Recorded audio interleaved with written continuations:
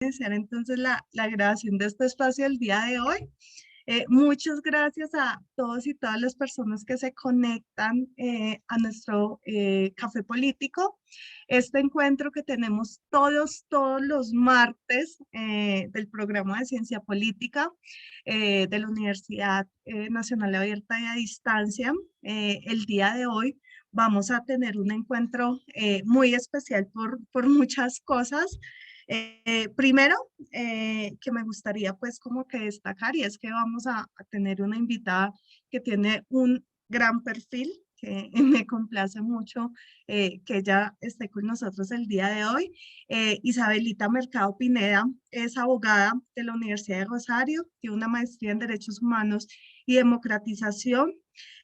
También tiene experiencia trabajando en escenarios políticos, con trabajo legislativo y en estos momentos está muy empapada de todo lo que está ocurriendo en estos días de que estamos en posesiones y nos trae por ahí como una información muy interesante para hablar sobre los retos de la nueva legislatura. Entonces esa es otra de los elementos que me parece muy interesantes porque vamos a tener una voz que está ahí mismo en escenario, que está ahí mismo en el contexto y nos va a decir realmente como todas esas elementos también que se están leyendo en estos espacios, porque digamos como que nosotros en nuestra formación también podemos estar como haciendo análisis de lo que vemos por fuera, pero lo que se vive dentro son unos aspectos como muy interesantes. Y como les había dicho hace 8 días, y que también para nosotros es un orgullo que estas posibilidades se den, pues Isabelita tiene pues una relación con uno de nuestros estudiantes destacados y ella es la hija de César. Y César, digamos que todos ustedes lo reconocen porque ha estado pues muy presente y siempre muy activo en todos estos espacios que nosotros tenemos. Entonces, como yo les había dicho en algún momento, la idea es que nosotros estos espacios también los aprovechemos, ya sea para que nosotros también presentemos lo que venimos construyendo, toda nuestra carrera. Yo por ahí espero que en algún momento Orlando nos cuente cómo vienen todas esas construcciones y todas esas luchas, por ejemplo, que le está dando en la búsqueda también de la inclusión, que me parece algo muy importante, que Víctor nos cuente sobre esos escenarios de presupuesto participativo en donde está realizando un trabajo también muy importante y me gustaría en serio que todos y todas en algún momento se tomaran estos espacios. Yo sé que Mari, por ejemplo, tiene también mucho que aportarnos de esos desarrollos que viene realizando en el semillero, en todos los procesos investigativos, que también me parece muy importante que nosotros expongamos y que tengamos presente que este es un escenario de todos y de todas. Entonces, esa es como algo también que nos enorgullece, que si hubiesen tomado estos espacios, que podamos nosotros tener a nuestros invitados y proponerlos y que obviamente abramos los espacios, sobre todo cuando tenemos estos perfiles que son como tan importantes. Para entonces inicio, ya tienes toda la palabra y todos nuestros agradecimientos y este escenario es tuyo. Muchas gracias. Bueno, hola Vanessa, hola a todos, muchas gracias por esas palabras tan generosas. Mi nombre es Isabelita Mercado, soy abogada y en este momento estoy coordinando la unidad de trabajo legislativo del senador Humberto de la Calle. Entonces, pues la idea es contarles un poquitico cuáles son los retos de la nueva legislatura, qué es lo que vislumbramos que va a llegar un poco desde el Congreso y un poco cuál va a ser como el equilibrio que va a tener que manejar el nuevo gobierno de cara a balancear los proyectos que tiene su propia bancada e impulsar las grandes transformaciones y las promesas de campaña. Entonces, si les parece, lo que voy a hacer es como una breve presentación para contarles un poquito cómo quedó el Congreso, cómo quedó barajado la Cámara y el Senado, cuáles son los proyectos que hasta ahora tenemos conocimiento de información que van a llegar y se van a presentar y un poco cuáles son los retos para luego, pues si quieren abrir el espacio a que todos opinen y comenten un poco desde lo que cada uno con su conocimiento y su contexto considere que van a ser los retos de los próximos 4 años en el Congreso de este nuevo gobierno y de este nuevo Congreso. Entonces, a grandes rasgos, ¿qué tenemos? Tenemos un Congreso donde hubo una renovación casi del 70%. Como pueden ver en esta gráfica, los novatos son la gran mayoría, son los círculos que están en rojo, los repitentes son bastante chiquitos.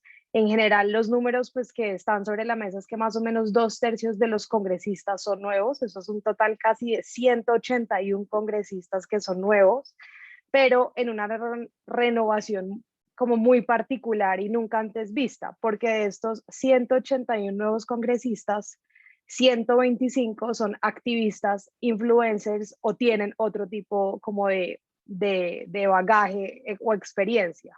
Solamente 169, perdón, mucho menos son realmente, solamente 69 son políticos tradicionales en el sentido, pues en el estricto sentido de la palabra. Entonces llega un Congreso no solamente con nuevos perfiles, sino con personas que nunca habían sido congresistas y que muchos incluso vienen de movimientos sociales, vienen de organizaciones sociales y de víctimas, vienen pues como J.P. Hernández, que era influencer y pues que decide lanzarse al Senado y queda como la mayor votación del Partido Verde y así. Entonces, realmente es la primera vez que el Congreso cuenta con un amplio número de sectores, además de novedosos, alternativos. Entonces, esto es como la primera característica particular de este nuevo Congreso. ¿Qué tenemos además de estos perfiles como particulares que llegaron? Pues una composición donde se fortalecen los sectores de centro izquierda. En esta gráfica van a poder ver un poco cómo estábamos en el 2018 y cómo estamos ahorita. Y cómo estamos ahorita en el 2022 frente pues a los números y a las curules que se ganaron o que se perdieron. Por ejemplo, ahí vamos a ver que el pacto histórico aumentó 12 curules a diferencia del 2018, ASI también aumentó 4 curules, Cambio Radical perdió 5, el Centro Democrático perdió 6 curules. Entonces lo que vemos es que un poco también lo que ocurre después de las elecciones del 13 de marzo es que los partidos de centro izquierda se fortalecen y ahora hacen parte como de esa nueva baraja, de ese nuevo Congreso. Esto va a ser súper importante porque es lo primero que está relacionado con la gobernabilidad del nuevo, pues del presidente electo de Petro, y esto va a ser fundamental a la hora de pasar todas las transformaciones que se requieren y que fueron parte de las promesas de campaña. A grandes rasgos, esta es como la foto que teníamos en el 2018, donde pueden ver que los sectores como de derecha eran mucho más grandes que los sectores de derecha que tenemos en el 2022. Esto va a ser pues importante como lo vimos en el cuadro anterior. ¿Qué tenemos entonces ahorita y cómo queda esa composición trasladada específicamente a Senado y Cámara? Pues tenemos una bancada de gobierno muy grande de 63 senadores, tenemos a 10 senadores que se declararon en independencia y 35 que se declararon en oposición. Esto va a ser importante porque no sé si ustedes saben, pero pues me imagino que lo han visto en las clases, lo vamos a ver más adelante, y es que al ser oposición, esto le genera a los partidos y a sus integrantes unas prerrogativas especiales en virtud del estatuto de la oposición. Entonces, cuando hablamos acá de la posición política de los partidos, no es simplemente cómo creemos que van a votar, sino que hay una obligación legal que proviene del estatuto de la oposición que se tramita en el 2018, donde se consagra el derecho a la oposición política y por ende los partidos están en la obligación legal de decir cuál va a ser su posición política frente al gobierno, de registrarla ante el Consejo Nacional Electoral y solamente la pueden cambiar una vez en los 4 años de gobierno. Esto va a ser fundamental porque es un poco lo que busca es como generar cierta coherencia al interior de los partidos y buscar como garantizar la coherencia también con lo que los electores en su momento votaron. Más adelante les cuento un poquitico más del estatuto de la oposición. Hasta ahora el único partido que se ha declarado como de oposición es el Centro Democrático. Entonces esa es como la información que tenemos hasta el momento. Sin embargo, las fechas para radicar como tal la posición política son desde el 7 de agosto hasta el 7 de septiembre. Entonces la información que tenemos ahorita es únicamente lo que los voceros han salido a decir en medios, que igual ha generado un montón de controversia. Por ejemplo, en el caso del Partido Conservador, cuando salieron a decir que no iban a hacer oposición a Petro, el director de toda la vida del Partido Conservador, Omar Yepes, renunció al considerar pues que esto era un acto de alta traición. Entonces, el Partido Conservador es de esos partidos que en algunos medios de comunicación ha anunciado que será bancada de gobierno, pero en otros ha anunciado que será independiente. Esto, digamos, lo sabremos a ciencia cierta cuando empiecen ya a registrar ante el Consejo Nacional Electoral esa posición política, y pues de nuevo eso ocurre entre el 7 de agosto y el 7 de septiembre. ¿Cómo quedó la Cámara de Representantes? La Cámara de Representantes tiene una mayoría aún más grande de bancada del gobierno. En la Cámara de Representantes hay 109 representantes que son bancada de gobierno, hay 22 que están en la independencia y 55 que están en la oposición. Esta Cámara de Representantes, esta composición va a tener una particular importancia en esta nueva legislatura, porque vamos a ver más adelante que la manera como quedan conformadas las comisiones y los presidentes de las comisiones, uno ve qué proyectos el gobierno va a decir arrancar su trámite por la Cámara para garantizar que tenga un paso un poco más rápido a que cuando lleguen a Senado, que digamos tiene una mayoría, aunque también grande, no tan como arrasadora como si está en la Cámara de Representantes. Entonces, eso es por ese lado. Un poco traigo a colación el tema del Estatuto de la Oposición, porque esto fue, digamos que uno de los compromisos del Acuerdo de Paz. Esto es una cosa que estaba plasmada en la Constitución desde 1991, pero el Estado colombiano, el gobierno y el Congreso históricamente se había negado a tramitar como tal el Estatuto de la Oposición. Entonces es hasta el 2018, después del Acuerdo de Paz, que se tramita ante el Congreso la ley 10, pues lo que es la ley 1909 del 2018, que consagra todos los derechos de la oposición. Parte de decir que se reconoce a la oposición como un derecho fundamental, que lo que busca es fortalecer el gobierno democrático, fortalecer el debate, profundizar como la democracia, fortalecer incluso la democracia de un país, y para poder garantizar que esto se dé de una manera adecuada, se le otorgan unos derechos y una serie de incentivos, un poco como tratando de solucionar lo que nos pasa históricamente cada 4 años y lo que nos está pasando en esta elección. ¿Qué pasa? Que las dinámicas de los partidos y las prácticas históricas llevan a que los partidos, en el momento en que empieza el nuevo gobierno a repartir el botín, por así decirlo, ministerial, vienen arraigadas unas prácticas que, en caso de no quedar en alguna cartera, pues ellos sienten que se empiezan a perder los privilegios y se pierden un poco las dinámicas propias de los partidos. Entonces, para evitar esto y para evitar que todos los partidos siempre fueran de gobierno y que realmente se dejaran de lado las ideologías y un poco por lo que votaban los electores, por irse como a la sombra que mejor, al palo que mejor diera sombra, en los nuevos gobiernos lo que buscaba este estatuto de la oposición era generar incentivos para que los partidos con tranquilidad pudieran declararse de oposición, y para ello tuvieran una serie de recursos que salvaguardara un poco como el castigo, digamos, de no ser de gobierno y no hacer parte de la repartición. Entonces, algunos de estos derechos se incluyen, por ejemplo, la financiación. Hay una financiación adicional. Como todos saben, digamos, a los partidos políticos les entregan unos recursos anualmente para su funcionamiento. Adicionalmente, si los partidos tienen un centro de pensamiento, se les entregan unos recursos adicionales. Pero si además los partidos son declarados en oposición, se les van a dar recursos adicionales para que puedan hacerlo. Se les permite también el acceso a medios de comunicación del Estado, se les permite el derecho a réplica. Entonces, por ejemplo, si vieron en la instalación del Congreso el 20 de julio, hubo todo un debate sobre el derecho a réplica que buscaba efectuar Carlos Antonio Lozada del Partido Comunes, después de que habló el presidente Duque, pero ese derecho a réplica antes no existía. Ese derecho a réplica vino a existir solamente hasta el 2018, y de hecho es en el 2018 en que se da por primera vez el estatuto de la oposición y que tenemos esta super bancada de oposición donde estaba el Partido Verde, estaba Comunes y todos los demás, y se da la primera réplica de la oposición a una alocución presidencial. Esto es una cosa pues que realmente es muy novedosa para nuestra democracia y por eso es tan importante que los partidos políticos tomen o efectúen públicamente esa declaración de posición política para un poco poder ser cubiertos por los derechos o como por la sombrilla que cobija cada una de estas cosas.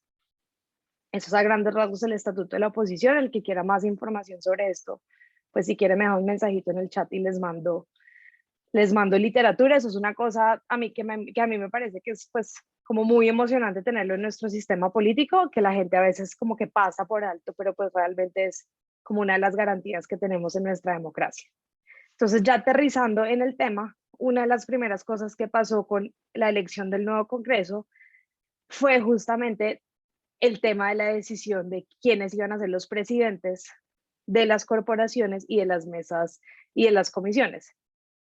Esto es un tema que para algunos puede pasar de agache, pero tiene todo el impacto porque es el presidente el quien un poco genera como el curso, le da manejo a las iniciativas del gobierno y mantiene como por así decirlo como los carros o las iniciativas encarriladas. Esto eh, fue un debate gigantesco porque pues para muchos, incluso para el sector un poco como más radical del petrismo, Roy era una figura que representaba como a la clase política tradicional y era un poco injusto que él se ganara el puesto de ser el primer año el presidente del Senado. Esa presidencia esa presidencia y la manera como se decide quién va a ser presidente son acuerdos entre los partidos, se envían compromisarios de cada partido y de cada coalición y se negocian realmente las presidencias, no es una cosa como tan, pues se vota, pero al final realmente es un tema que ya llega acordado. Entonces al final el gobierno respalda la decisión de que sea Roy Barreras y esto tiene un impacto particular para la agenda legislativa. Uno, porque Roy, pues digamos, es un viejo zorro en la política y sabe perfectamente cómo funciona el Congreso de la República. Dos, porque implica que la agenda del gobierno será coordinada directamente por la mesa directiva del Senado. Esto no es una obviedad, porque normalmente quien maneja la agenda legislativa del gobierno es el Ministerio del Interior. Pero hoy, a 26 de julio, el ministro del Interior no ha sido anunciado, mientras que Roy hoy se comporta como el portador oficial de la agenda legislativa del gobierno y el que ha salido a las entrevistas a decir un poco cuáles van a ser esos proyectos, cómo se van a dividir, cuáles son las prioridades para el primer año, para el segundo año, un poco dejando de lado el rol tradicional que ha tenido el ministro del Interior y casi que diciéndole al país, esto va a ser un rol o esto va a ser un liderazgo que vamos a asumir directamente desde la mesa directiva del Senado. Esto es súper importante porque esto es la manera como casi que desde la presidencia del Senado se hace cargo de un poco de como esos proyectos o de esas transformaciones que busca el gobierno y que prometió en la campaña. Y la razón de hacerlo es pues porque son a veces transformaciones que hoy en papel parecen pues tan complejas, son de tantos temas, las expectativas son tan altas que requiere un trámite riguroso y casi que una disciplina para sacarlas todas adelante. Sobre todo porque muchas de las iniciativas que tienen son reformas constitucionales y las reformas constitucionales tienen un trámite que es mucho más largo que una reforma a una ley ordinaria, tiene 8 debates, tiene que ser en 2 legislaturas y para alcanzar a tramitar 8 debates requiere casi que radicarse en la primera semana de la legislatura porque si no, no se alcanza a agendar. Entonces la decisión de que Roy sea el presidente del Senado es un mensaje muy fuerte a la manera como se va a dar línea a esos proyectos y cómo se va a priorizar un poco la agenda del gobierno. Hay otra cosa adicional y es que en Cámara quedó como presidente David Racero, en una mayoría también, pues como es de 189 votos sacó 187, también una mayoría pues que arrasó, casi que no hubo ni siquiera debate frente a esa presidencia, lo que demuestra que desde ya hay un acuerdo que se está funcionando muy bien en la manera como repartieron las presidencias de las corporaciones. Esto es normal, las presidencias de cada comisión se reparten, pero que ya sea una mayoría tan abrumadora significa que desde ya esos cálculos políticos y la manera como se están dividiendo esos liderazgos está funcionando muy bien, porque realmente no hay una oposición a la manera como se decidió cómo repartir esas presidencias y la rotación. Recuerden que la presidencia rota cada año, entonces en el segundo año, por ejemplo, en Senado va a ser Angélica Lozano, después, si no estoy mal, sigue Andrés Calle como liberal, y no me acuerdo quién termina, pero pues entonces desde ya vemos que esa dinámica política está funcionando y en Senado y en Cámara hay como un control homogéneo de cómo está funcionando cada corporación.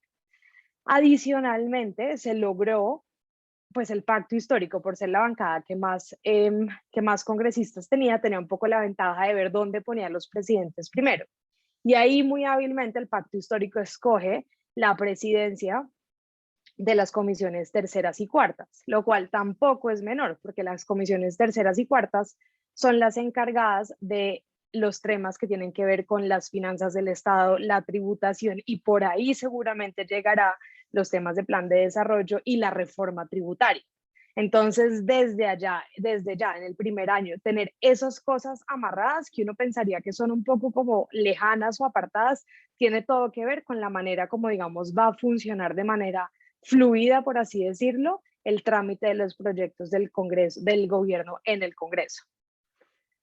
¿Qué tenemos entonces como retos para este nuevo Congreso? Yo creo que hay 3 retos principales. En primer lugar, tramitar una agenda legislativa que responda a las necesidades sociales de la ciudadanía y a las expectativas. Esto va a ser hiper complejo porque un poco Petro gana con este respaldo masivo ciudadano de movimientos sociales, incluso sindicales, etcétera, donde un poco todo el mundo está esperando que le resuelvan sus problemas, los sindicatos que le resuelvan los problemas, los estudiantes que le resuelvan el déficit de financiación de la educación pública, las víctimas que les resuelvan otros problemas y así. Entonces, las expectativas son enormes y a esto se le suman los problemas pues generales del país que tienen que ver con pobreza, con corrupción, la crisis de seguridad en la que estamos, los temas medioambientales, el desempleo. Entonces el Congreso llega a enfrentarse a una serie de demandas sociales que son enormes y pues en 4 años digamos que es muy difícil que todo esto se pueda solventar. ¿Por qué adicionalmente? Porque digamos que en el primer año es el año donde más proyectos de ley y las grandes reformas se pueden hacer, porque es digamos que donde está todo nuevo, escoba nueva barre bien, la maquinaria está como por así decirlo recién instaurada, digamos todo está bien aceitado. En el segundo año todavía se tiene algo de palanca, algo de capacidad de maniobra, pero el tercer año y el cuarto año son casi que perdidos. Además, porque vamos a tener unas elecciones locales el otro año y cuando eso pasa, los congresistas pues son políticos, entonces ellos están pensando en las elecciones locales, entonces sesionar se vuelve difícil, ellos están haciendo campaña, ellos están en otro cuento, son congresistas además que por lo general tienen estructuras políticas, entonces no es simplemente ellos solos como congresistas en la Cámara o en el Senado, sino que ellos tienen por lo general una estructura que responde a un concejal, un diputado, un integrante en la Asamblea y así. Entonces estas elecciones para ellos son importantes porque es la manera de seguir consolidando o fortaleciendo ese poder y para el pacto histórico va a ser muy importante ganar ese pulso de lograr que lo que se vio en el nivel nacional se traduzca o se refleje también en el nivel local. Entonces, de por sí, el próximo año vamos a ver en la segunda mitad del año a un Congreso mermado, con menos capacidad de maniobra, entonces ahí digamos que el tiempo, la capacidad de, como, de influenciar o de sacar proyectos adelante se ve reducida. Y los 2 últimos años, pues digamos que siempre es, sobre todo el último año, es el sol a las espaldas de un gobierno donde es más difícil aún y digamos que ya no queda mayores incentivos ni nada para sacar adelante grandes transformaciones. Pues la apuesta al gobierno y de la bancada de gobierno tiene que ser sacar adelante esas grandes transformaciones en los próximos 2 años. Entonces, de por sí, eso pues ya digamos que es un reto gigantesco.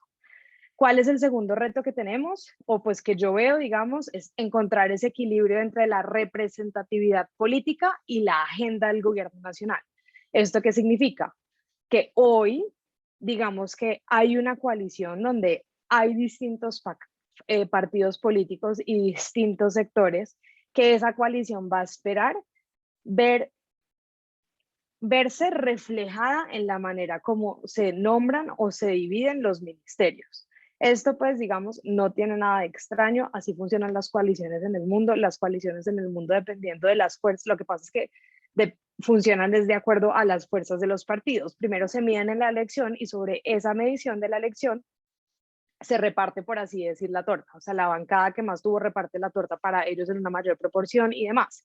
Entonces, hoy estamos viendo a una coalición que es demasiado grande, que está haciendo fila para ver un poco qué ministerios les tocan.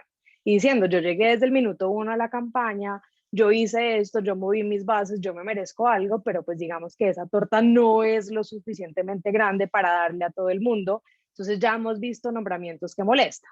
Entonces eso empieza a generar una serie de grietas en la manera como se consolida esa unidad en el Congreso, que al final es lo que les permite a ellos tener tracción a la hora de pasar las grandes reformas. Entonces, mantener ese equilibrio, yo creo que va a ser una cosa pues muy compleja, incluso creo que puede durarles un año. No creo que les dure mucho más como esa unidad, si el resto de los nombramientos, digamos, se acomodan a las expectativas que ellos tienen. Y adicionalmente, un último reto que creo que también va a ser bastante complejo para los presidentes del Congreso y para el gobierno nacional, es lograr un equilibrio entre las ideas o las propuestas de su bancada versus las propuestas de la agenda del gobierno. ¿Por qué? Porque estamos enfrentándonos a una bancada que también se hizo elegir con una serie de propuestas y pues que no se van a quedar de brazos cruzados esperando que el gobierno pase sus propuestas y ellos esperar cuando les llegue el turno para pasarlas de ellos. Entonces, ¿qué va a pasar? Que empiezan a competir las propuestas legislativas del gobierno y las propuestas legislativas de la bancada. Entonces, por ejemplo, uno ve a un Gustavo Bolívar anunciando una lista de 10 propuestas que son disímiles a las prioridades del gobierno, o que el gobierno podría decir, pues yo entiendo esas prioridades, pero hoy mi foco está en una reforma tributaria, en pasar el plan de desarrollo, en la reforma a la salud, en la reforma agraria, no en una serie de proyectos más chiquitos que al final desgastan al Congreso, por así decirlo, y pues son un reto además enorme en ese equilibrio de tampoco puedo cortarles tanto o limitarlos tanto que genere molestia, pero tampoco puedo darles vía libre porque entonces las iniciativas del gobierno quedan colgando. Entonces lograr ese equilibrio también va a ser una cosa pues compleja que puede también generar unas rupturas o unas grietas a la hora de garantizar como el flujo de los proyectos en el Congreso. Hasta ahora, ¿cuáles son los temas centrales en la agenda del gobierno que se han anunciado? Yo creo que lo que hemos visto es, pues digamos, hay un incompromiso total con el acuerdo de paz.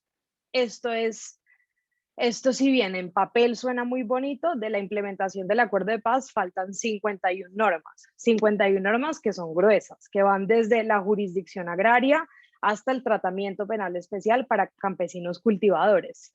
De esas 51 normas, ¿qué va a priorizar el gobierno? Porque, por ejemplo, en el gobierno Santos, lo que fueron los 2 últimos años de implementación normativa, donde estaba volcado el gobierno entero, logramos sacar 7 normas, incluso con un mecanismo de fast track.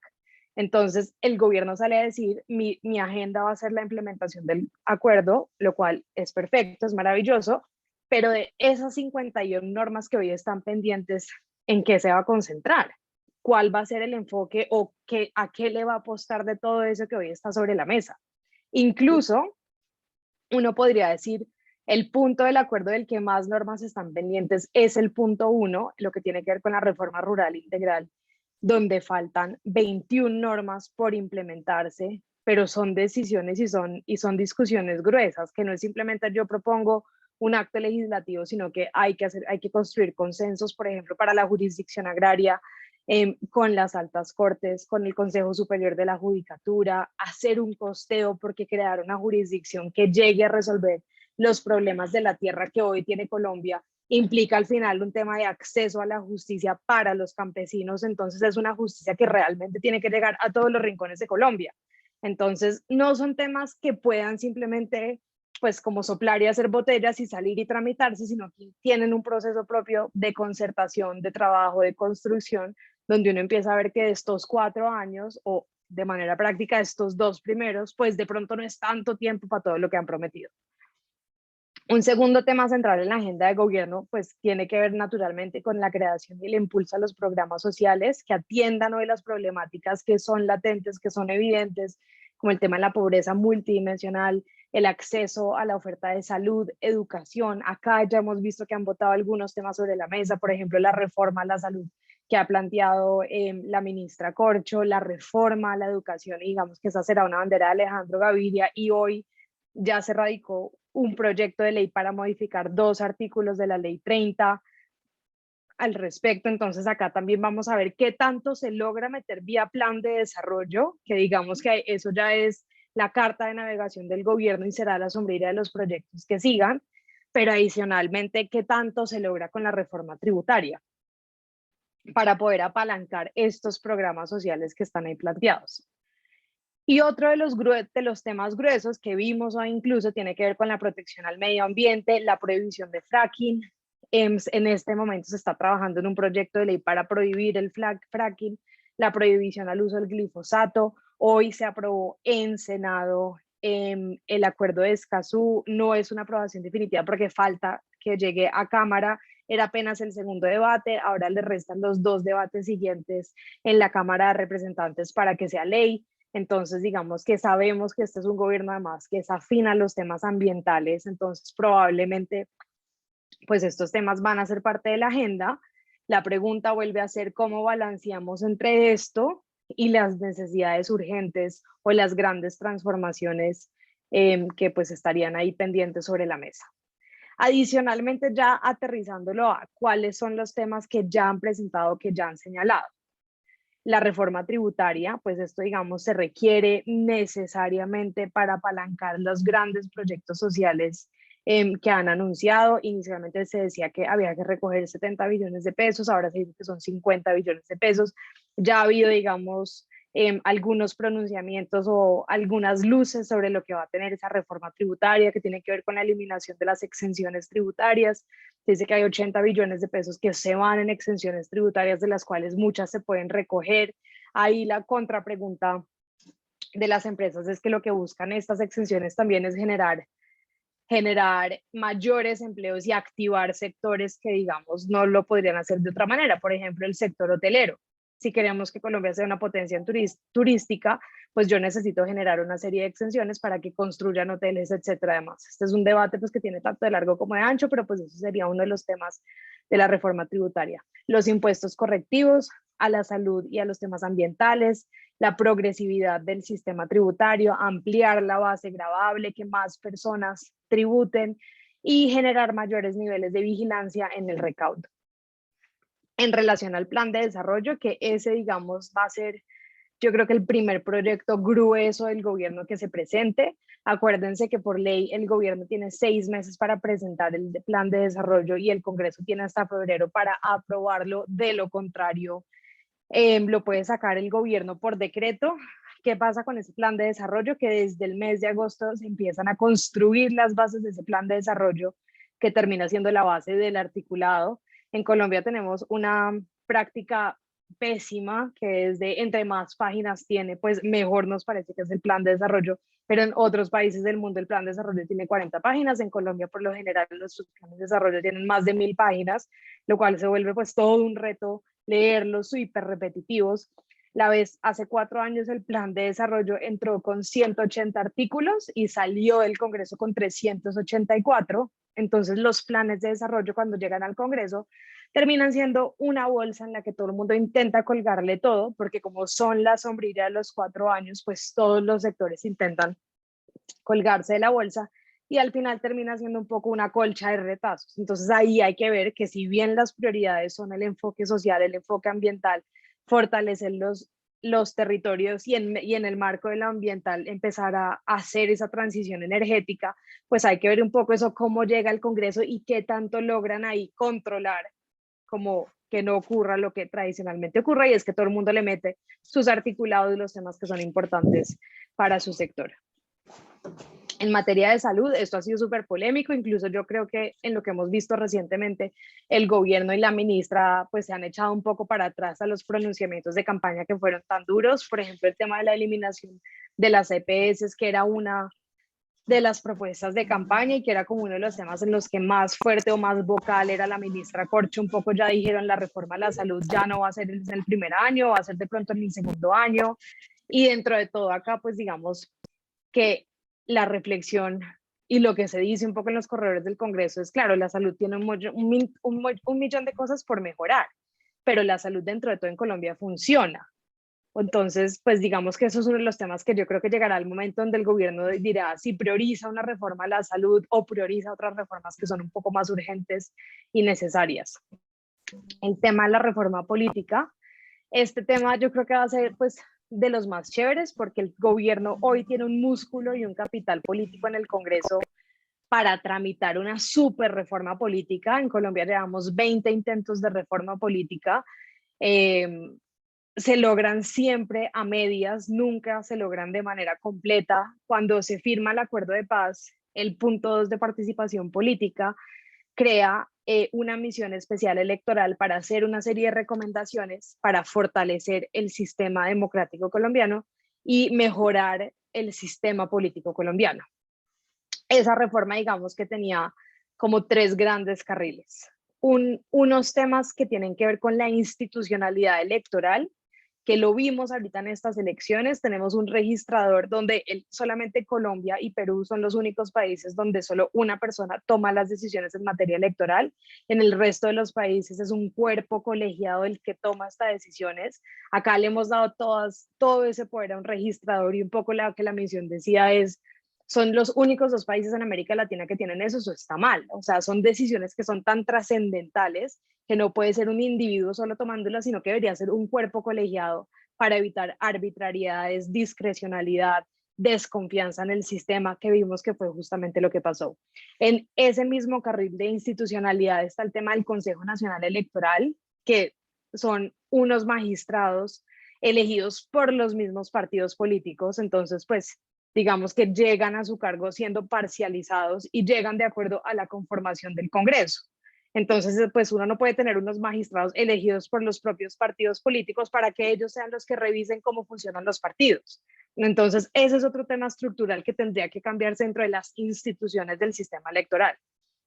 Y por último, lo que tiene que ver con la sección quinta del Consejo de Estado, que resuelve las controversias electorales, pero hubo como una división de los temas jurisdiccionales entre el Consejo Nacional Electoral y el Consejo de Estado, que al final terminan generando lentitud en la toma de decisiones.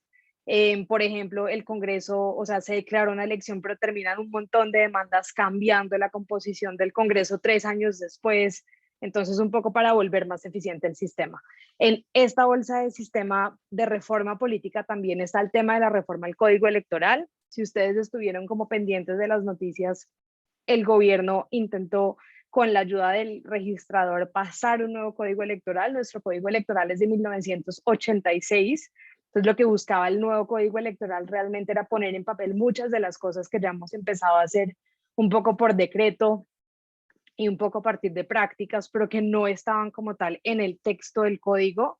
Ese era un código que lo que busqué, yo creo que era bueno, lo que buscaba era modernizar la registraduría, profesionalizarla, fortalecer el uso de herramientas tecnológicas para el voto, para fortalecer los sistemas de transparencia, para que más personas en territorios rurales pudieran votar, hacer una transición gradual al voto electrónico, pero este código lo tumba la Corte Constitucional por temas de forma, no de fondo, en mayo. Entonces, digamos que al interior de la bancada del gobierno dicen, pues esto debería hacer revivirse un poco como estaba, porque era un buen código y pasarse. Y por último, como el tercer, no, perdón, antes del último tema, el otro tema grande de reforma política tiene que ver con los temas ya más en detalle del sistema de partidos y de cómo funciona como la dinámica electoral, que tiene que ver con cómo fortalecemos partidos políticos, el debate de si lista cremallera o no lista cremallera, de si paridad ya o paridad gradual, voto obligatorio, no voto obligatorio, reglamentar las coaliciones. Esta es la primera elección donde llegamos a un Congreso con 3 grandes coaliciones, pero no hay reglas sobre cómo funcionan esas coaliciones en el Congreso. Entonces lo que dice la doctrina es que las coaliciones son solo para la elección y se disuelven en el Congreso. Entonces digamos que los electores que apoyaron a una coalición donde estaban casi que 12 partidos reunidos, pues ya ven un poco que ahí se rompe la cadena y la coalición ya pasa a ser cada partido por su lado. Por dinámica electoral llegaron hacia la elección, pero una vez en el Congreso ya no se necesitan y chao. Eso es un tema que no está regulado, que es necesario regular y hace parte de estos temas pendientes de reforma política.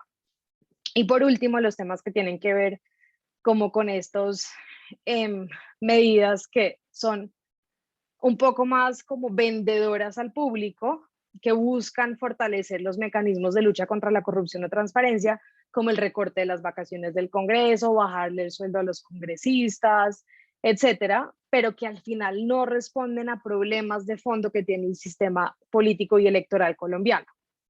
Ahí digamos que para empezar a meter como cuñas de lo que nosotros estamos haciendo, De la Calle fue registrador antes del 90 y a él le parece que aprovechando pues las mayorías que hoy son para hacer la reforma más ambiciosa posible, porque es difícil volver a ver estas mayorías más adelante y solo así se logran grandes transformaciones. Entonces De la Calle dice que lo que uno debería apostarle es a la reforma institucional, que es la más espinosa, pues porque ahí prima el status quo y nadie, el registrador no quiere que se le metan al rancho, el Consejo Nacional Electoral tampoco, ni la sección quinta del Consejo de Estado, pero hoy tienen una duplicidad de funciones y no funcionan bien.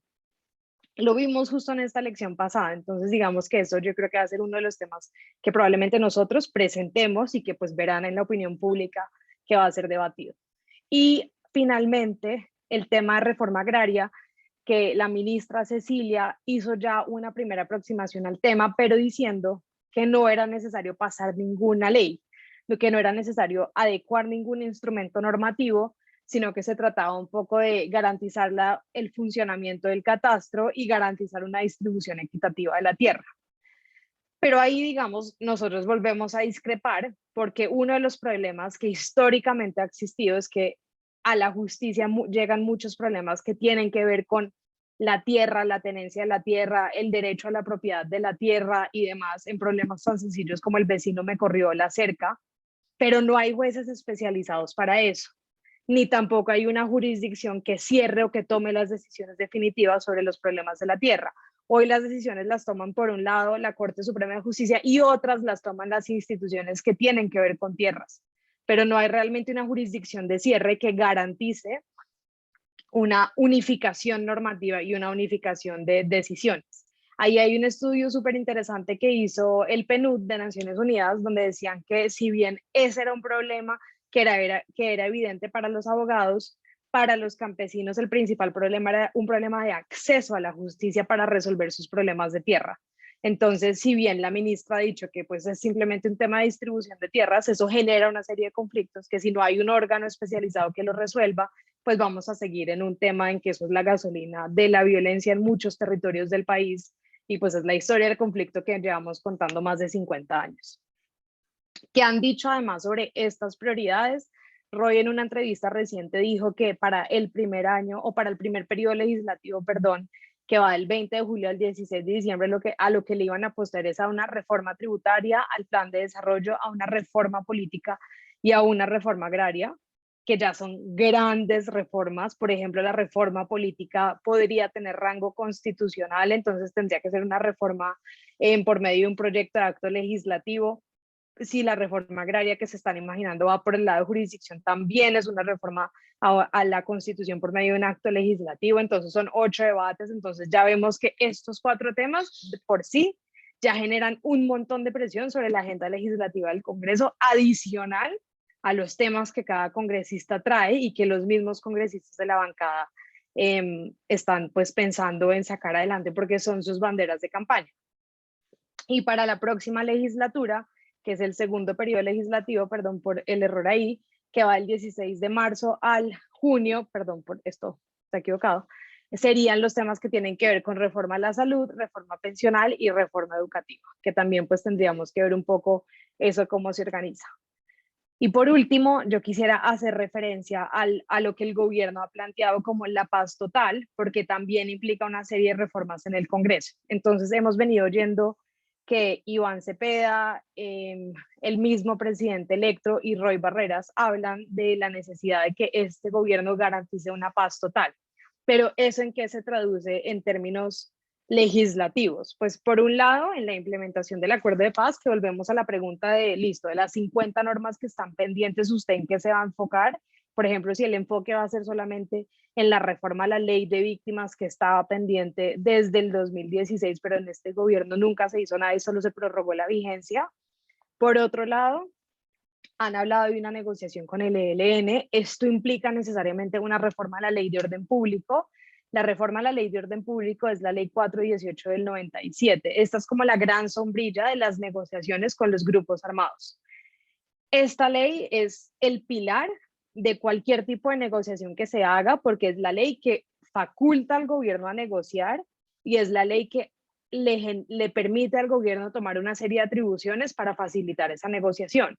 Por ejemplo, despejar algunas partes del territorio nacional. Por ejemplo, suspender la ejecución de órdenes de captura para los que sean miembros representantes. Por ejemplo, permitir que grupos guerrilleros se ubiquen en unas zonas para facilitar su desarme y su desmovilización. Esta es la ley fundamental, entonces pues es una ley que se vence en diciembre de este año, porque tiene una vigencia de 4 años únicamente, pero por ejemplo, esa ley es fundamental a la hora de poder tener una serie de herramientas para sentarse a negociar con el ELN. En esa ley dice, por ejemplo, que el gobierno tiene la obligación, solamente puede negociar con los grupos a los que se les reconozca el carácter político. Eso ya por sí va a ser un condicionante si el gobierno se le apuesta a eso o no, que al final terminan siendo pues decisiones políticas que tienen unas implicaciones a la hora de buscar acuerdos o salidas negociadas al conflicto. Y por último, lo que han dicho que hace parte de esa paz total es un sometimiento con las disidencias de las FARC y la nueva Marquetalia. Ese sometimiento uno lo entendería que no es una negociación porque son grupos que no tienen el carácter de político, pero que implicaría unos instrumentos o un sometimiento a los instrumentos actuales de justicia. Sin embargo, nuestros instrumentos actuales de justicia se quedan cortos para someter a grupos de este estilo, pues porque yo no puedo decirle, venga, entrégueme las armas, pero yo lo mando a usted 30 años a la cárcel porque nadie se somete así. Entonces, eso necesariamente tendrá también una adecuación para garantizar que estos grupos se desarmen y se logre esta idea pues, del gobierno de la paz total y de lo que han planteado. Eso hasta ahora es como a grandes rasgos lo que vemos en materia de retos legislativos. Hoy se instalaron las comisiones, que son las 7 comisiones constitucionales, las legales y las accidentales. La bancada del Centro Esperanza radicó hoy 50 proyectos de ley que no tienen nada que ver con la bancada del pacto histórico, entonces de por sí hoy ya vemos que el tsunami de proyectos de ley empieza como a caer y se radicaron 3 proposiciones de control político para el gobierno saliente. Entonces, eso es un poco como lo que quería plantearles de lo que nosotros vemos hasta el momento en materia de retos, preocupaciones, temas que están sobre la mesa. Y si quieren, abro acá y dejo acá para recibir preguntas, comentarios y opiniones. Muchas gracias por todo lo que nos has expuesto. Veo que hay muchas personas con muchos comentarios. Orlando ha levantado la mano, pero antes de darle la palabra a Orlando, me gustaría leer como algunos aspectos que quedaron por acá un poco en el chat. Marco decía, por el estatuto de la oposición no se puede obligar al presidente de la República a escuchar a la oposición. O esto es como un asunto que no se que no se tiene en cuenta. Otro aspecto que estaba acá es si en la reforma política entraría como tal la reforma a la Procuraduría, si entonces eso entraría ahí. En cuanto al tema de Piedad Córdoba, recordemos que Piedad Córdoba no ha sido extraditada. Piedad Córdoba en estos momentos es hospitalizada por una enfermedad. Ella ya hizo su posesión incluso desde el hospital para que lo tengan en cuenta. Por acá Mari nos hablaba de un artículo que salió en El Espectador sobre la partiditis, para tenerlo también presente.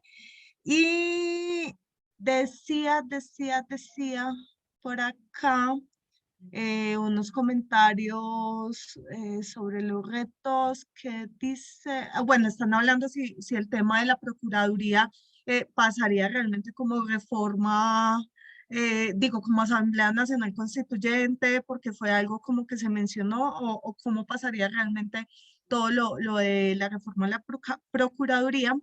Y nos dice también Emanuel, bueno, te hace una felicitación, habla de la importancia de lo que nos has dicho y pregunta sobre el perfil de los ministros y si este perfil de los ministros realmente tiene acá como un impacto frente a lo que está ocurriendo o lo que va a ocurrir, y pregunta en especial por el ministro de Defensa, si esto pues como tal tiene como que todo este impacto.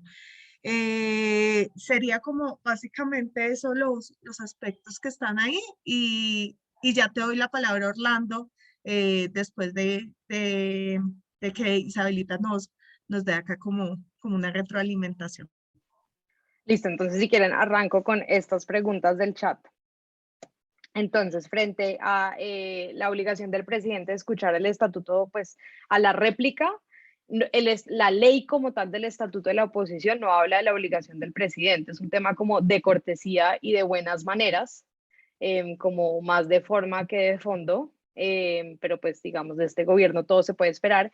Incluso, por ejemplo, cuando eran alocuciones presidenciales, la oposición hacía una locución presidencial donde pues digamos ahí es imposible saber si el presidente la vio, la escuchó o no, pero luego cuando el presidente se dio cuenta que cada vez que hacía una locución la oposición tenía derecho a la misma locución, se cambiaron y empezaron a hacer locuciones por radio para evitar darle como tanta pantalla y tanta visibilidad a la oposición. Esto de por sí no queda en la ley como tal, pero yo creo que es un tema más como de grandeza, digamos, en ese sentido, y de haberse quedado a escuchar la réplica. Eso por un lado. En relación al tema de la Procuraduría, digamos que yo creo que pues sí, en la reforma política debería ir el tema de la Procuraduría. ¿Cuál es el problema hoy de la reforma política? Que hoy la reforma política es una lista interminable de mercado y los cambios que implica esa lista interminable de mercado tienen distintos rangos legales. Hay unos que implican una reforma constitucional, como sería eliminar la Procuraduría, otros que son reformas legales vía ley estatutaria, es decir, normas que tienen un rango superior y por ende tienen unos requisitos un poco distintos o más estrictos a la hora de aprobarse, otros que son normas o normas normales, que el trámite es mucho más sencillo, pero en esa bolsa debería estar el tema de reforma a la Procuraduría. Los argumentos de Margarita Cabello al decir que necesita una constituyente es porque en la constituyente nace la figura de la Procuraduría y le parece que hoy los congresistas representan un poder constituyente derivado y no originario. Pero pues digamos eso sería sustituir por completo la voluntad del legislador si uno amarra a los congresistas a decir que el Congreso no puede reformar nada de lo que se haya creado originalmente en la constituyente. Entonces yo creo que ese argumento no tiene mucho peso. Al final sería una reforma constitucional que tiene 8 debates y tiene que basarse en 2 legislaturas para dar como ciertas garantías de que realmente sea un tema que tenga unas mayorías calificadas, por así decirlo, para garantizar que no sea pues simplemente una reforma que pase de pupitrazo. Pero hoy hay un problema muy grande con el tema de la Procuraduría y es a quién se le pasa el poder disciplinario, porque la Procuraduría tiene una facultad de sancionar disciplinariamente y hoy el limbo es uno a qué entidad le pasa eso. Si se lo pasa a una corte o se lo pasa entonces a la fiscalía, pero la fiscalía no tiene poderes disciplinarios, entonces ese es un poco el debate que existe en torno a la reforma de la Procuraduría y a cumplir con la orden pues de la Corte Interamericana de Derechos Humanos. Frente al tema de Piedad, pues bien, Vanessa respondió y Piedad se posesionó, ella hoy no está pedida pues en extradición, digamos, entonces en el momento en que haya un proceso penal en su contra y pierda la investidura, pues habrá una silla vacía en el Congreso, pero pues esto no ha pasado. El tema del artículo del Espectador sobre la partiditis es un artículo muy bueno porque hoy estamos en una crisis de partidos. Además de tener, entonces remontémonos al 2003. En el 2003 se da una reforma política por medio de un acto legislativo que buscaba justamente ponerle como un cierre a la partiditis que teníamos. En ese momento teníamos más de 40 partidos, si no estoy mal, y o sea, éramos creo que el país que más partidos tenía como en el mundo, y eso también genera una debilidad institucional y democrática en, una, pues, en un país. Entonces ahí el acto legislativo del 2003 lo que busca es cerrar un poco la puerta y crear el umbral del 3%, es decir, que la personería jurídica de los partidos no era una cosa eterna en el tiempo, sino que cada 4 años tenía que refrendarse, por así decirse, y dependía de los votos. Entonces los partidos que sacaran más del 3% del umbral podían conservar la personería jurídica, pero los que no la perdían. Y eso, digamos, cerró la puerta un poco a el tema de esta como reproducción de partidos que tenemos que son como amebas. Pero ¿qué pasó con el acuerdo de paz? Que entonces se busca recuperar la personería jurídica de los partidos que habían perdido la personería por el conflicto, como fue con el caso de Verde Oxígeno, con el caso de Salvación Nacional, con el caso del nuevo liberalismo, y con la personería que se le dio al Partido Comunes por 2 periodos legislativos. Pero hoy volvemos al mismo escenario de tener otra vez una crisis de partidos gigantesca, donde es muy probable que este sea uno de los temas que vaya en la reforma política. Y ahí yo creo que lo que va a pasar es que abren la puerta para que haya una especie de transfugismo, por así decirlo, y ahí vuelven a cerrar la brecha, cierran otra vez la puerta y vuelven a subir los requisitos para evitar que cada 4 años pues estemos en esta situación. Eso sí es un tema que probablemente salga en la reforma política. Eh, a ver qué más había notado por acá. Solamente nos queda como el tema de la importancia como tal de los ministros. Ah, Ah, la importancia de los ministros. Yo creo que los ministros van a ser fundamentales a la hora de garantizar como esta como tracción en el Congreso, pero ya hay ministros que han generado mucha resistencia. Entonces, por ejemplo, una de las opiniones como que rondan los pasillos es que Ocampo y Alejandro Gaviria eran los ministros como que le daban gusto a los sectores alternativos, y ahora empiezan a salir un poco los ministros que son más afines al pacto histórico o que van a ser mucho más afines y radicales como cumpliendo con esas transformaciones. Pero a la hora que nombran esos, los de acá empiezan a levantarse y a decir que esos ministerios no les gustan. El nombramiento del ministro Velázquez en defensa ha generado un montón de reacciones porque hubiera sido un excepcional ministro en temas de justicia, pero es un ministro al que no le copian las fuerzas militares, que va con un mensaje muy fuerte de purga interna y de limpiar internamente, pero que estamos en un nivel de sensibilidad donde lo que se necesitaba era buscar un poco unir para poder transformar, que llegar a dividir, que es un poco lo que ellos sienten a la hora de nombrar a ese ministro. Entonces, ese es un ministro que incluso a los sectores alternativos que hacen parte de esta gran bancada de gobierno les parece que genera preocupación, porque tener unas fuerzas armadas beligerantes, por así decirlo, pues genera un riesgo gigantesco para cualquier democracia. Entonces, es un nombramiento que de pronto se podía haber matizado y había nombres que eran mucho más afines a las fuerzas que igual estaban comprometidos con una transformación que hubieran generado menos desazón o menos callo que lo que generó este ministro, por así decirlo. muchísimas gracias. Le doy entonces la palabra a Orlando, que tiene la manito levantada, y aprovecho para decirles que en el chat está la asistencia para que porfa me apoyen diligenciándola. Muchísimas gracias, Orlando. Bueno, muy buenas noches para todos y para todas. Muy buenas noches para la ponente que nos acompaña el día de hoy. Como bien dice la profe Vanessa, mi nombre es Orlando Andrés Cano. Soy ambientalista y líder social de acá del municipio donde vivo, que es Salgar, Antioquia. Muy interesante la exposición, nos da claridad sobre muchos temas, sobre el legislativo, sobre las relaciones de poder, de fuerzas dentro del Congreso. Esto nos permite tener una panorámica más amplia y más explicada sobre cómo está funcionando en el momento y cómo se podrían eh, configurar las diferentes fuerzas y campañas políticas. Bueno, varias cositas. celebro que hoy en el Congreso esté Humberto de la Calle, quien fue uno de los principales impulsores del proceso de paz y que gracias a su gestión ese proceso de paz no se cayó, gracias a su liderazgo, a su iniciativa.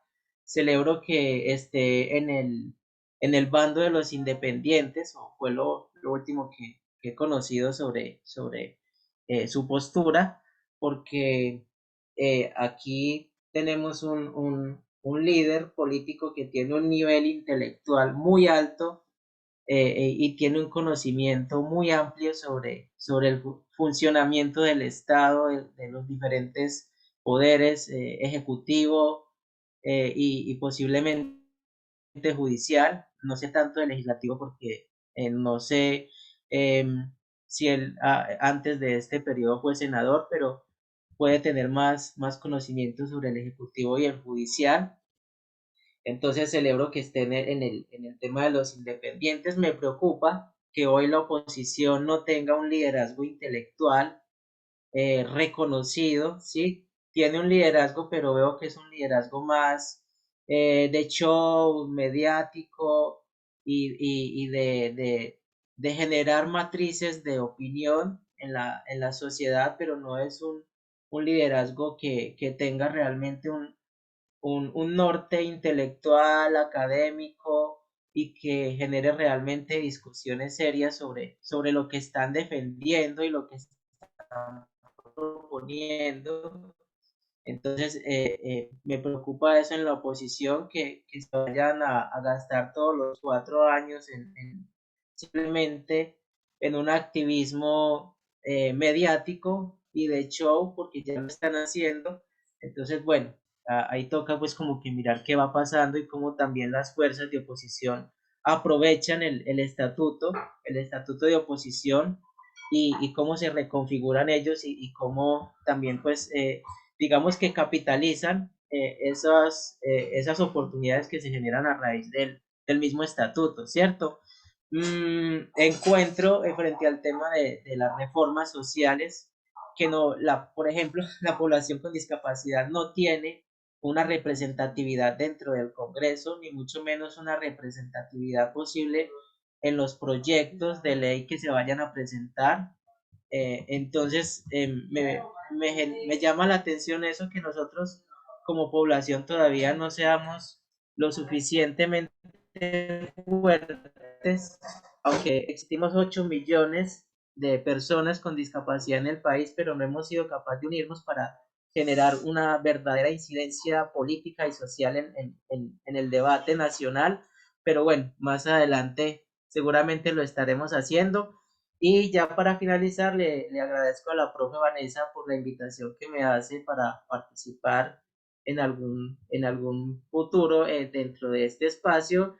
Y claro que sí, más adelante nos estaremos comunicando cuando ya me encuentre un poquito más preparado para que miremos qué se puede hacer y estaría encantado de participar en este espacio. Muchas gracias.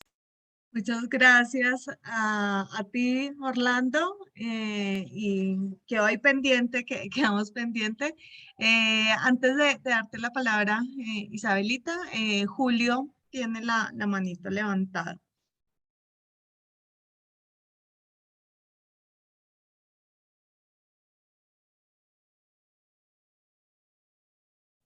Julio, bajó la mano Julio, no nos dijo nada. Nos preguntan también acá en el chat el enlace del código electoral. Si de casualidad lo tienes por ahí, sería bueno y ya pues tienen la palabra para el comentario de Orlando. Listo, entonces ahorita les mando el link del código electoral, es el del 86, es muy viejo.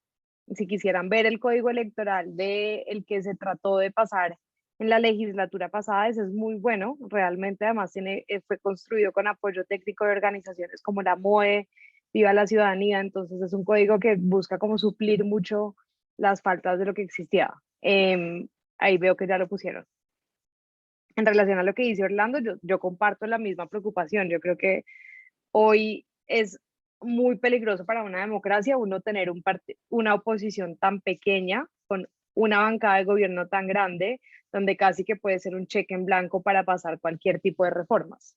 Yo por eso creo que al final la esencia del estatuto de la oposición lo que buscaba era equilibrar como esa necesidad de los partidos o esta noción de que si yo no hago parte del gobierno me quedo sin hacer parte de la repartición y por ende entonces todas las prácticas y la manera como yo estructuro el funcionamiento de mi partido queda cojo. Yo creo que por eso el código, perdón, el estatuto de la oposición buscaba suplir justamente eso y decirle, venga, usted no necesariamente tiene que hacer parte de la repartición de esa torta, a usted le vamos como a cuidar, proteger y darle unos beneficios por hacer oposición. Pero yo creo que en Colombia todavía genera mucho miedo ser oposición, como tomar la decisión de ser oposición. Yo creo que para los partidos políticos les genera anteriormente como un costo muy alto que aún no están dispuestos a asumir. Esa es como mi percepción hasta ahora del tema. Eh, y ya, yo comparto la idea con que es tenaz que la población con discapacidad no cuente con representación. Yo creo que ese, por ejemplo, podría ser uno de los temas en los que la población podría hacer un trabajo grande de incidencia, sobre todo para garantizar que al menos un par de proyectos hagan parte de la agenda legislativa, sobre todo en un gobierno pues que ha sido tan vocal en garantizar una mayor integración o una visión como más integral a los problemas. Entonces yo creo que es, digamos que un gobierno natural donde uno creería que está ese espacio para que todo tipo de poblaciones puedan acercarse a decir estas son nuestras necesidades. Y yo creería que debería haber al menos en papel una apertura a escuchar esos temas sobre los cuales, digamos, esa población tenga algún tipo de preocupación o quieran hacer incidencia o quieran proponer algún tipo de cambio legislativo, pero creo que pues habría que verlo en particular con ellos. Creo que Julio volvió a levantar la mano. Julio, ¿tienes la palabra? Profe, buenas noches, ¿me escuchas? Sí, se escucha. Qué pena, excúseme, estaba preparando el café. Profe, felicitarte por el espacio, igual a la profe Isabela. Tengo una pregunta para la profe y básicamente quisiera contextualizar un poquito al respecto. Tenemos un planteamiento del presidente electo Gustavo Petro, que es el planteamiento de una paz total, dentro de la cual concebimos nosotros los ciudadanos que se puede llegar a una negociación con el ELN, incluso con las disidencias de la FARC y otros grupos, incluso hayan algunas falencias o carencias de marco jurídico para ellos. También tenemos una realidad latente, que es la del fracaso de la política antidrogas, ¿sí? Incluso el Plan Colombia con respecto a la política antidrogas fracasó prácticamente, digámoslo así. Entonces, frente a la situación de la política de la paz total, la pregunta sería la siguiente, profe. ¿Cómo analizamos nosotros o cómo debería el gobierno entrante abordar el problema del narcotráfico, desde esa perspectiva de la política de paz total o en su defecto? ¿Cómo queremos nosotros como politólogos desde la academia que el gobierno debería abordar el problema del narcotráfico? Y Paraguay también se mueve, ¿no? Esa está, está complejo, se lo dejo ahí, pero sé que está compleja la pregunta además porque hay, digamos, como que hay muchas posturas. Entonces te dejo esa pregunta. No, pues Julio dejó, o sea, un tema súper sencillo sobre la mesa. No, pues entonces, yo creo que o sea, en lo que hemos visto en las propuestas de gobierno, sí va a implicar una adecuación de los marcos normativos que existen para lograr esa paz total. Por eso hacía mención a la ley 418 para la negociación con el ELN y probablemente reforzar el decreto 1909 que tiene que ver con el sometimiento que se pasó inicialmente en el 2018 para el Plan del Golfo tuvo 1 millón de obstáculos en el Congreso y hoy es una ley que un poco le faltan dientes, pero es como nuestro instrumento de sometimiento que existe, que yo creo que también se tiene que adecuar a la hora de enfrentar a las disidencias de las FARC y a la nueva Marquetalia y al Clan de Golfo. Sin embargo, yo sí creo que hay que tener mucho cuidado en la manera como uno aborda esos grupos y la desmovilización de esos grupos. Yo creo que es muy distinto el tratamiento que se le da al ELN al tratamiento que se le pueda dar a las disidencias o a este tipo de grupos, porque también creo que no se puede generar un incentivo perverso donde cualquier grupo que decida ser narcotraficante, disidente, lo que sea, se le abra la puerta de una negociación cuando son grupos que responden a otros fines y que tienen un tipo de intereses particular y que incluso si uno analiza los informes de Crisis Group o de otro tipo de organizaciones que le hacen seguimiento detallado al conflicto, no hay realmente una permanencia en esos grupos, ni un control, ni una unidad de mando, ni una jerarquía establecida. Las personas que hacen parte de esos grupos, por ejemplo, las disidencias y las marquetales, son como subcontratados y hay como unas fronteras en las que pasan de grupo a grupo. Entonces, en el momento en que tú llegues a negociar con ellos, ¿qué te garantiza a ti como gobierno que estás negociando con un grupo que realmente es capaz de tener una unidad sobre los que vas a desmovilizar? Que era un poco lo que pasaba con las FARC. Las FARC pues sí, las tildaban de narcotraficantes y todo lo demás, pero al final las FARC tenían una unidad de mando que permitió desmovilizar a 13.000 excombatientes. Esa lógica yo creo que es fácil, incluso con muchas dificultades y con muchas particularidades del ELN, de uno tratar de hacer una negociación en ese sentido con el ELN, pero enfrentar hacia las disidencias y al Clan del Golfo es muy difícil porque responden a unas lógicas totalmente distintas y un poco más amarradas al tema del negocio de narcotráfico. Frente al tema del narcotráfico, yo creo que es muy interesante que este gobierno no haya plantado una reforma en ese sentido, porque saben que es un tema que uno tiene que pisar como si fueran cáscaras de huevo, es demasiado delicado. Por ejemplo, yo sí creo que una de las grandes falencias del acuerdo de paz fue el tema de sustitución de cultivos y la manera como se planteó el tema de sustitución de cultivos y hoy cómo funciona el PENIS, que es el programa de sustitución que existe. Pero el gobierno no ha entrado ni siquiera a anunciar que quisiera hacer una reforma de ese PENIS. Sin embargo, Gustavo Bolívar ya dijo que lo que había que hacer era legalizar todas las sustancias, incluso la cocaína, y pues ya con eso nos salíamos del chicharrón del narcotráfico y avanzábamos. Entonces acá es donde empezamos a ver que la agenda de la bancada puede empezar a ser distinta a la agenda del gobierno.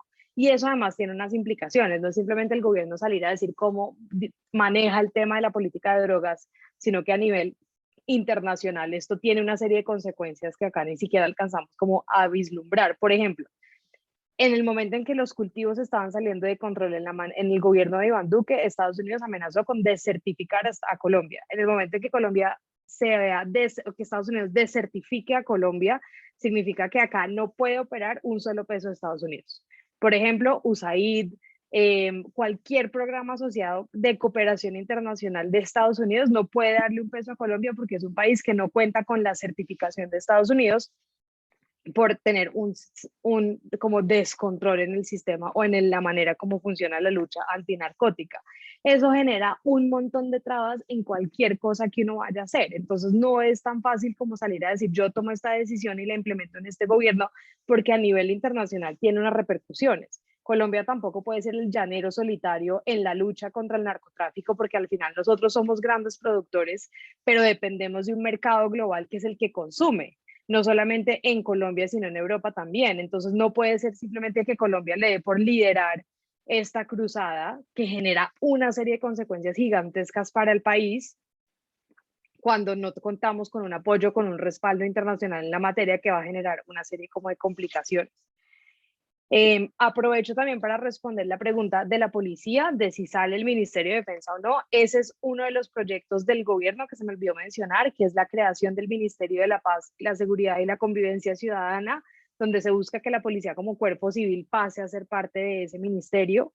Sobre eso había ya un proyecto de ley que se hundió en la legislatura pasada, que sacaba el ministerio que sacaba la policía del Ministerio de Defensa y lo pasaba al Ministerio de Justicia, que es una cosa que fue súper polémico porque Colombia original, pues hace muchos años había tenido a la policía en el Ministerio del Interior, pero la policía se terminó politizando, fue la época de la violencia de liberales contra conservadores, y ahí surge la necesidad de sacar a la policía y un ministerio tan político y pasarlo al Ministerio de Defensa.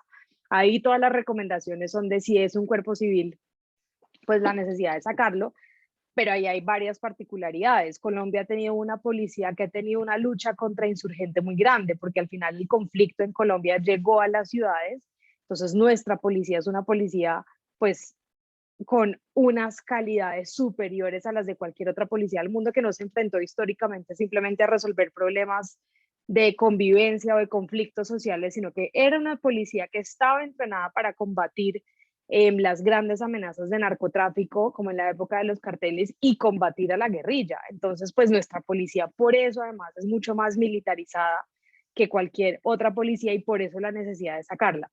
Esa es una de las medidas que van a proponer. Esto además genera un montón de resistencia en el sector, pero pues vamos a ver ahí también qué pasa. Yo creo que el tema de la paz total sí tiene que ver con el tema del perdón social. Yo sí creo que hay pues las visitas a la cárcel y pues los anuncios de perdón social no son cualquier cosa. Ahí no hay ningún proyecto sobre la mesa, hay que esperar a ver qué pasa.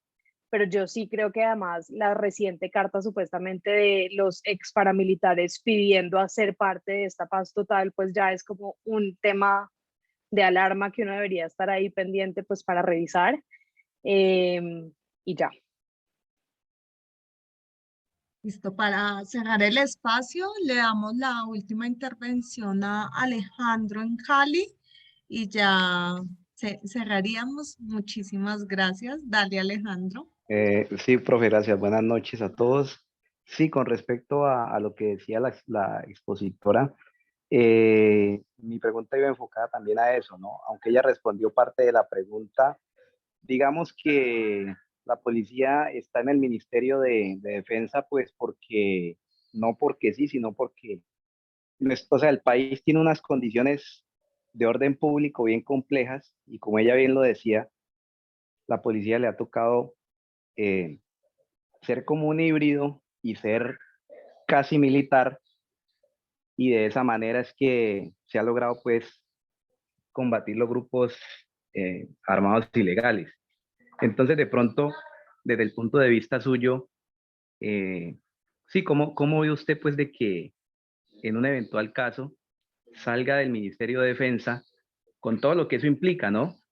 Entrenamiento, de pronto eh, material bélico, logístico, porque, o sea, para combatir esos grupos, porque es que evidentemente pues están vivos, miremos lo que está pasando, sobre todo en Antioquia, que están asesinando casi que a diario policías. Entonces, de pronto desde su perspectiva, ¿cómo vería un cambio o un paso de esa policía o de la policía a otro ministerio?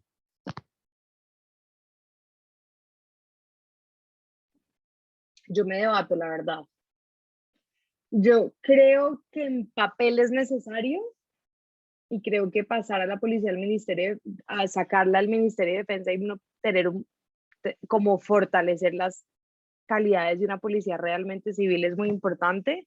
Creo que tenemos una policía más con chip militar, entonces eso creo que dejarlos ahí pues va a ser imposible porque es un chip que ellos tienen. Entonces yo sí creo que es un tema como de raíz, que creo que además no simplemente pasa por sacarlos de ese ministerio, sino que pasa por un tema de cultura institucional. O sea, realmente es un cambio y una transformación al interior de la policía para cambiar ese chip, que simplemente pasarlos a otra institución, cambiarles el uniforme y creer que eso es suficiente. Pero creo que hoy estamos en una crisis de seguridad muy grande, donde no hay presencia institucional ni del Estado en muchos lugares. Lo vimos con el paro armado que afectó a 7 departamentos, lo estamos viendo ahorita con lo que está pasando en Antioquia. Entonces creo que también en la crisis de seguridad en la que estamos y en este nivel yo creo que el tema de las fuerzas hoy es muy complicado. Creo que además no ha habido en estos 4 años de gobiernos un liderazgo civil sobre la fuerza pública. Creo que estamos ante una fuerza pública que está a punto de hacer una desobediencia civil frente al gobierno. Entonces creo que en este momento no es estratégico, sino tiene que en primera medida recuperar la seguridad de los territorios. O sea, yo creo que esa no es una pelea que hay que dar en este momento. Creo que hoy tenemos una crisis de seguridad tan grande que lo primero que hay que hacer es al menos estabilizar esos territorios que hoy son territorios de nadie. O sea, lo que pasa en Arauca desde enero y la guerra que se da en Arauca no puede ser una cosa que es desconocida para el país, pero no es solo Arauca, es también Chocó, es también el Catatumbo, es también el Cauca. O sea, hoy estamos en una crisis de seguridad muy gruesa, incluso volviendo a cifras del 2012, desde antes del acuerdo de paz, o sea, con cifras de masacres, de asesinato de excombatientes y a líderes sociales, de disputa territorial gruesa. No creo que estemos hoy en una situación para tener una conversación que en papel suena muy bonita e ideal, cuando pues la realidad es otra muy distinta. Y en muchos lugares de este país yo creo que el Estado es la policía. No hay más instituciones del Estado. Hay muchos lugares donde ese es el Estado. Entonces creo que también eso tiene un impacto muy grande sobre la moral de los hombres en una situación de crisis como la que estamos hoy. Entonces yo ahí me debato en que yo creería que este no es el momento, digamos. Esto puede ser una Sí, yo, opinión súper impopular, la verdad. sí, lo que pasa es que sí, yo pues digamos que lo que usted dice, se debe fortalecer el tema de los derechos humanos y la seguridad ciudadana, porque pues de todos modos, hoy en día en las grandes ciudades se ha visto que se ha desmejorado mucho ese tema, pero no se debe desconocer eh, que en esos territorios pues es importante tener una policía capacitada para pues como hacerle frente a estos grupos terroristas. Y lo digo también porque yo lo viví, estuve pues alrededor de unos 20 años en la fuerza y pues nos tocó vivir muchas situaciones que de no ser por el entrenamiento y la preparación diferente, no se hubiera podido sortear X o Y situación que nos presentó. Sí, estoy de acuerdo. Creo que este tema es complejo de todas maneras. Creo que tanto este como el tema del perdón social, como el ministro de Defensa entrante, son de esos temas que nos toca esperar a ver cómo se va desarrollando realmente toda esta nueva legislatura. Pero también hay algo muy interesante que espero que todos hubiesen notado, y es la cantidad de reformas. Es una cantidad impresionante de cambios los que se pretenden hacer.